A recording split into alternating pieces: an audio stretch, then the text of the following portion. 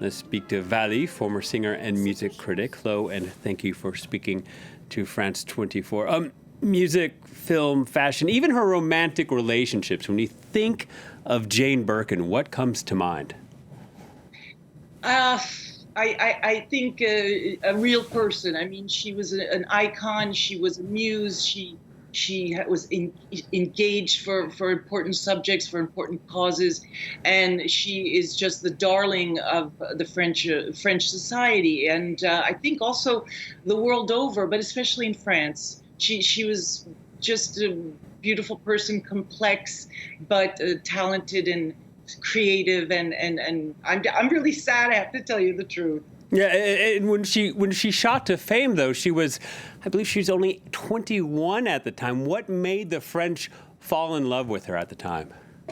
Well, what's amazing is that the French discovered her because the film Blow Up by Antonioni won the Palme d'Or in 1966. Don't we see her playing, dancing around in tights in the movie? But then when Serge Gainsbourg met her, he saw something in her that he knew he had to explore. And they at first she didn't like him at all. She thought he was just a smelly old man. And in fact, they just inspired each other. The Je t'aime moi non plus was originally destined for Brigitte Bardot, and she had sung the original version, but her husband got jealous, so she couldn't sing it. Jane Birkin jumped at it and said, "I better do this because I'll lose Serge." So very important person. Yeah, and Serge and Jane were sort of France's best-known couple for 13 years. Absolutely. They did many scandals. He wrote the film Je t'aime moi non plus, which is after the song about an androgynous girl working in a bar, and Joe D'Alessandro, the Andy Warhol superstar playing a homosexual in the film, falls in love with her. I mean, they were really explosive, and they explored a lot of different areas together. And people say he was the Pygmalion, but I really think she was as much a part of that collaboration that Serge Gainsbourg was. Yeah, and at the time, and even recently, she was always very open about some of these struggles she had in her life. Absolutely. She lost her daughter a couple of years ago by apparent suicide. A French singer named Etienne Dao encouraged her to write for the first time lyrics to her songs where she talks about it.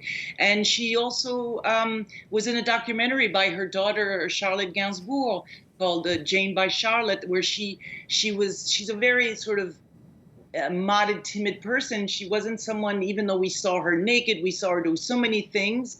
But as far as her children, she was very modest about it, and someone who we thought we knew, but maybe not completely. Someone very generous and an amazing person. I might be revealing my own preference with this next question, but her look, her accent, that sort of 1960s and 70s icon, I would say her frankness made her even more enduring. How would you compare someone like Jane Birkin to today's style of celebrity?